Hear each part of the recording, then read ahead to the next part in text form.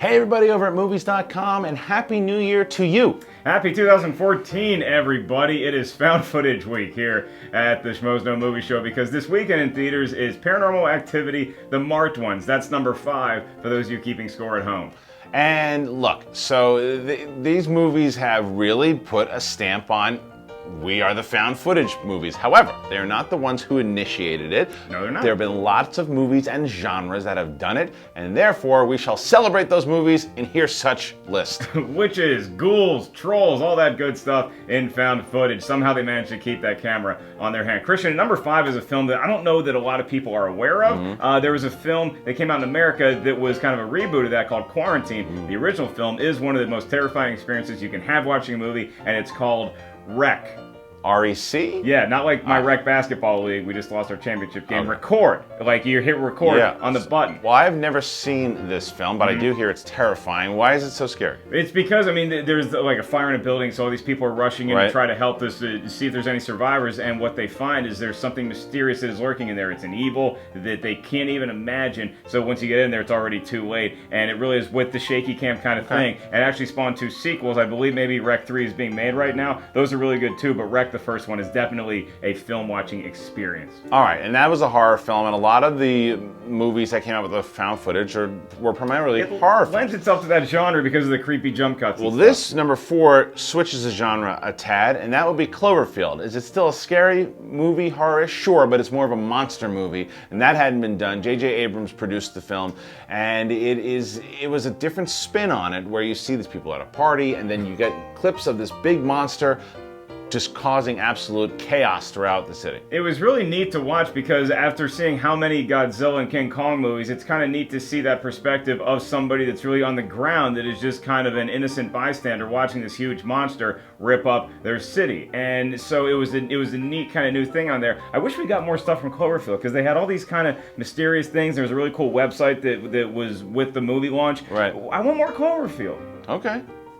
Move on from Cloverfield. What do you got at number 3? Well, hey, it's the granddaddy of at least this franchise, the one that we're talking about this weekend in theaters, and that would be the first Paranormal Activity. Right. When it came out, it was kind of just this indie movie that Oren Peli made on his shoestring budget, and then it started to make the rounds at film festivals, and it scared everybody that saw it. So eventually, the big Hollywood studio execs got wind of it, and now it's become the monster that it is. It's the new Saw. It really is. It comes out like almost every year. This one's the first time it's not coming out, but again, it was successful because they did the hidden camera genre right, or the found footage. Whatever. Yeah, the hidden camera. Well, yeah, they're actually the hidden camera, security camera. There's more footage to find. That's one shot, and I think it was number 3 was the oscillating fan. Yeah, but how cool was that? But it was the first one that set all this mythology in motion, and it's still continuing.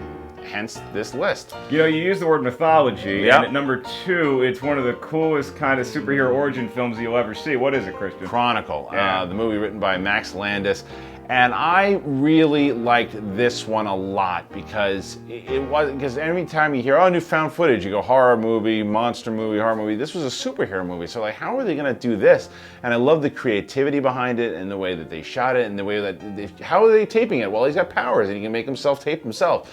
It was just very clever. Yeah, it was such a neat film to watch, and again, because we're big superhero movie fans, and when you get to see a new way to experience somebody discovering their powers, and am I going to use these for good or evil, and you actually get to see these various characters splinter off into that faction of, hey, I'm a good guy, I'm a bad guy. It was so neat to watch, and like Cloverfield, are we going to get another Chronicle?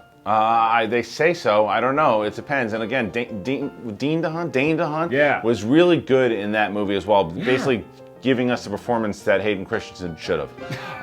Number 1, this is kind of a no-brainer, because it almost kind of started the whole craze. Yeah, now technically it didn't start it, because there were some found footage films before that, like Man Bites Dog in 1992, but this is the one that got everything on the map, and it was called the Blair Witch Project, about this creepy witch that haunts the woods in Maryland and scares the pants out of everybody. When this film actually came out, I didn't know that it wasn't based on it. That's what I was going to say. Is a lot of people.